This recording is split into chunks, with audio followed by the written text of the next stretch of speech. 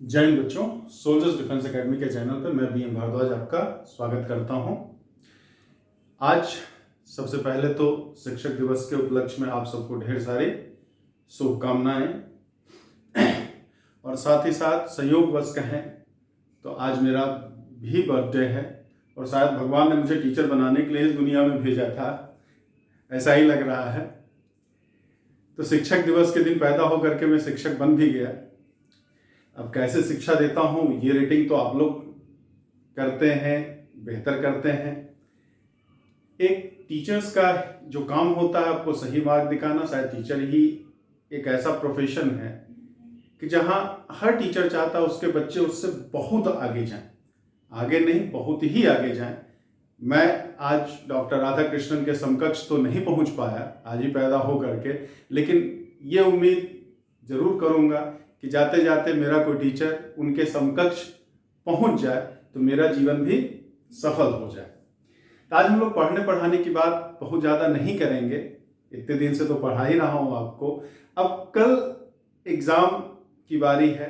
कल 6 सितंबर को एग्ज़ाम है और बहुत बड़ा एग्ज़ाम है अगर कहें तो एनडीए एस्पिरेंट्स के लिए। एनडीए फर्स्ट और सेकेंड दोनों जो फॉर्म भरे हैं दोनों का एक साथ एग्ज़ाम होना है। तो एग्ज़ाम आपको एक देना है और रिजल्ट मेरिट उसकी अलग अलग बननी है। तो एक एग्जाम से चूंकि 2 रिजल्ट आना है तो बहुत बड़ा एग्जाम ये होगा। तो कुछ विशेष बातों का ध्यान रख करके आपको चलना है। तो आज वीडियो को लास्ट तक आप देखिए, उन्हीं बातों पे हम लोग फोकस करेंगे कि क्या क्या करें कि कल एग्जाम वाले दिन हमारा एग्जाम ज्यादा अच्छा जाए। तो सबसे पहले आज अगर बात करें, अभी तक तो आपने पढ़ा ही, तो आज बहुत ज्यादा पढ़ने पे फोकस नहीं करना है कि मैं ये भी पढ़ लूं, वो भी पढ़ लूं, ऐसे भी कर लूं, वैसे भी कर लूं।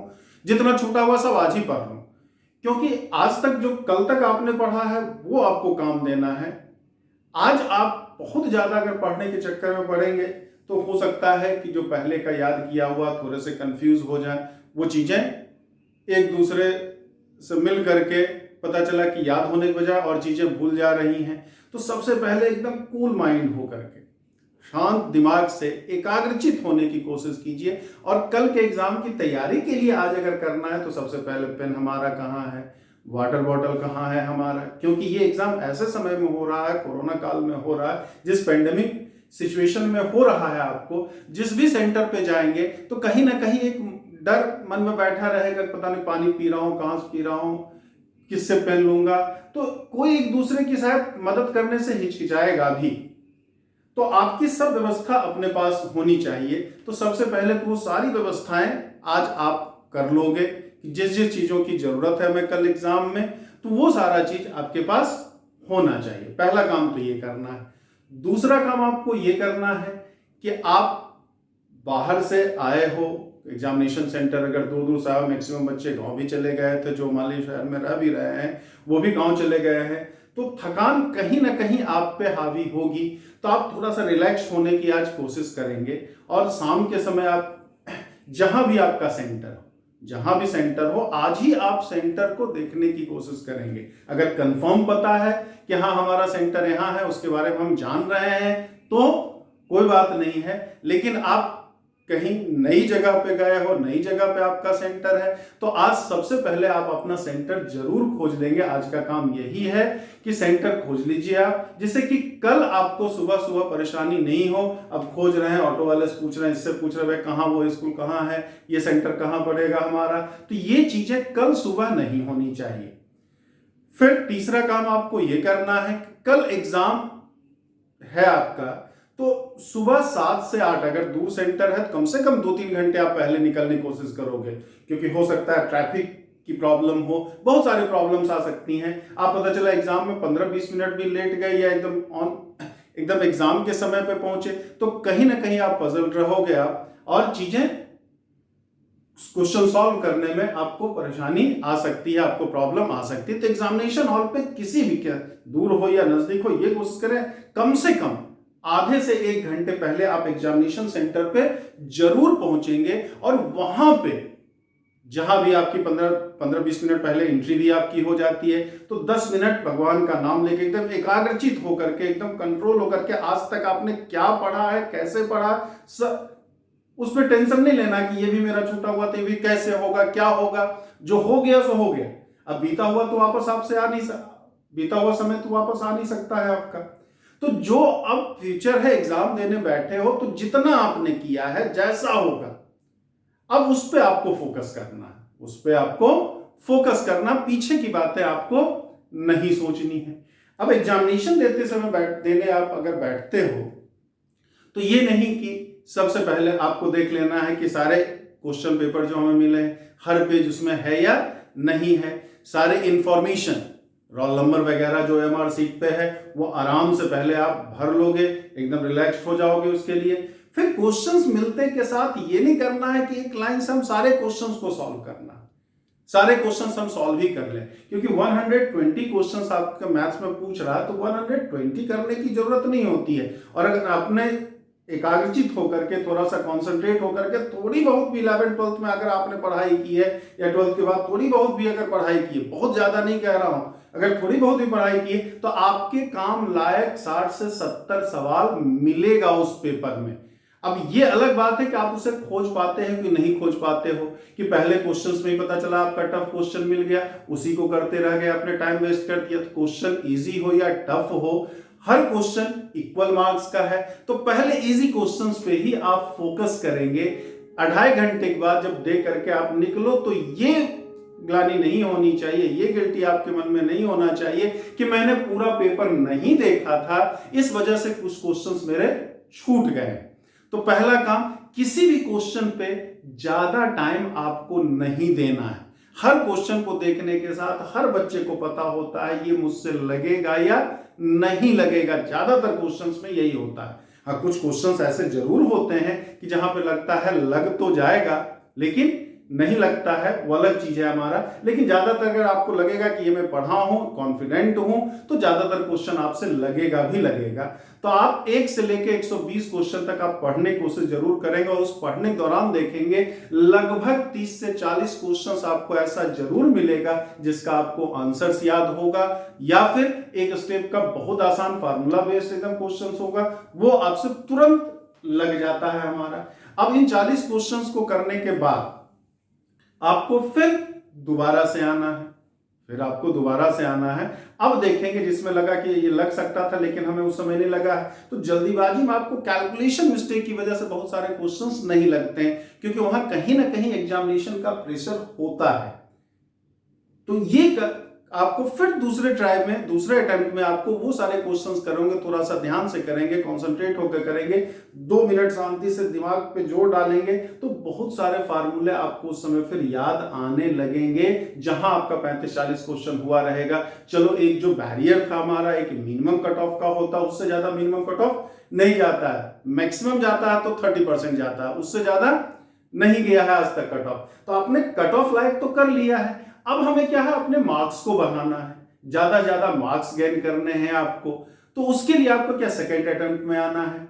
सेकेंड अटेम्प्ट में बहुत सारे फिर क्वेश्चंस आपसे होंगे, उसके बाद भी अगर समय बचता है तब टिपिकल क्वेश्चंस पे आपको थोड़ा सा फोकस करना है, कि वो क्वेश्चन अगर 2, 4, 5 भी अगर हो गया तो हमारे लिए प्लस पॉइंट होगा। कभी भी ओएमआर सीट जल्दी सबमिट करने की जरूरत नहीं होती है, क्योंकि असली फौजी वही होता है जो आखिरी दम तक, आखिरी सांस तक लड़ाई करे। और आप फौजी बनने जा रहे हो तो वो एटीट्यूड आपका यहीं पे दिखना चाहिए। अंतिम समय तक आपको कोशिश करना, लेकिन गलत नहीं, क्योंकि नेगेटिव मार्किंग है हमारा। बहुत सारे बच्चे इसमें ऐसे होते हैं कि जो 60 क्वेश्चन तो सही कर लिया उसने, लेकिन सोचता अब क्या करूं, तो वो तुक्का लगाना स्टार्ट करता है। चलो 120 के 120 कर ले, 120 क्वेश्चन 60 क्वेश्चन तो तुक्का लगा ले, तो जो होना है वो भी उनका नहीं हो पाता है। तो जिस पे 100% कॉन्फिडेंट रहें, केवल उन्हीं क्वेश्चंस को आपको अटेम्प्ट करना है। और वैसे अगर आपने 60 क्वेश्चंस कर लिया तो कहीं भी मेरिट, रिटर्न तो खैर निकल ही जाएगा, मेरिट में भी कहीं कोई समस्या नहीं आनी है। दूसरी बात आपको यह ध्यान रखना, कभी ये नहीं सब करना है कि पूरे पेपर को हम सॉल्व कर लें उसके बाद ओएमआर सीट को फिलअप करें।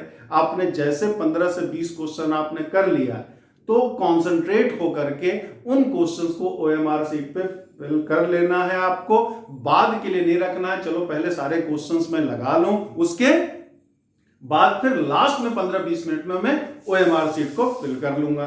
तो उसमें क्या दिक्कत होती है कि अक्सर जल्दीबाजी में सीक्वेंस इधर उधर हो जाता है, और एक क्वेश्चन का सीक्वेंस इधर उधर हुआ तो पता चला सारी मेहनत आपकी बेकार चली जाती है। तो इस बात पे फोकस करना, जैसे आप 15 क्वेश्चन हुआ, 15 क्वेश्चन हम पहले OMR शीट पे फिल कर लिए, फिर अगले 15 क्वेश्चंस को हमने किया, फिर उसको OMR शीट पे फिल कर लिया हमने। तो इस तरह से अगर आप करते हैं तो गलती होने की संभावना नहीं रहती है।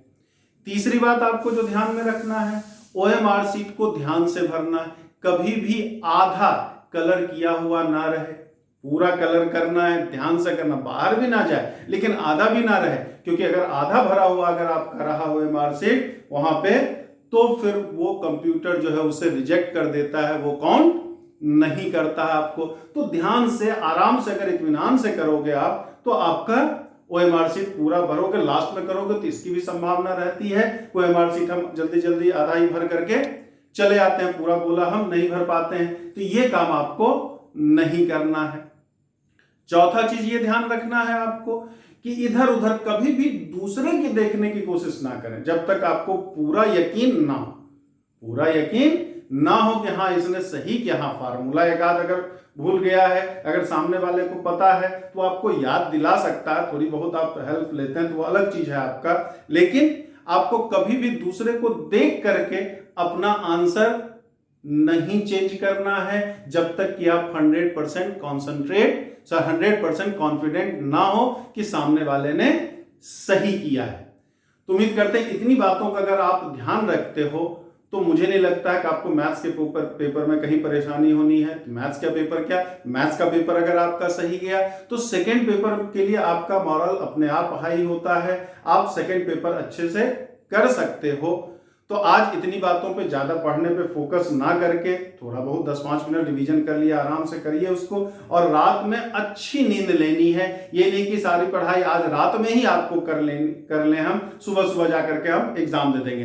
तो आज तक आपने जो किया उसी पे आपको अपने ऊपर भरोसा रखना चाहिए, ना कि आज ही सारा सिलेबस कवर करने की कोशिश करनी चाहिए आपको। तो आराम से आप कम से कम 8 घंटे की नींद जरूर लेंगे, सुबह सुबह उठ करके बिल्कुल स्नान ध्यान कर करके उसके बाद फिर एग्जामिनेशन हॉल पे आप पहुंचेंगे। तो आपको टीचर्स डे की ढेर सारी शुभकामनाएं और कल के एग्जाम के लिए ऑल द बेस्ट। मेरे तरफ से ढेर सारी शुभकामनाएं आपको, ढेर सारे विशेष आपको कि आप एग्जाम में अच्छा कर करके आए। आपको लगता है कि एग्जाम आपका होता है, लेकिन कहीं ना कहीं ये एग्जाम एक टीचर्स के लिए भी होता है। उनके मन में भी बहुत सारी बातें रहती है कि पता नहीं मेरे बच्चे कल एग्जाम में कैसा करेंगे, कैसा कर रहे होंगे। ठीक, तो आप एग्जाम दे रहे हो तो हो एग्जामिनेशन हॉल के अंदर, और आपके टीचर्स एग्जामिनेशन हॉल के बाहर एक तरीके से दे रहे होते हैं। तो आप हमारे भी मान सम्मान का ध्यान रखोगे कि आप जितना अच्छा करोगे मेरा मान सम्मान उतना ही बढ़ेगा। और टीचर्स के लिए सबसे बड़ा रिजल्ट आपका रिजल्ट तो होता ही होता है। ठीक, आप जब फाइनल सेलेक्ट हो करके जब पैर छूते हो आकर के, हमसे मिलते हो आकर के, तो वो शायद हमारे जीवन का सबसे बड़ा हमारे लिए सम्मान होता है।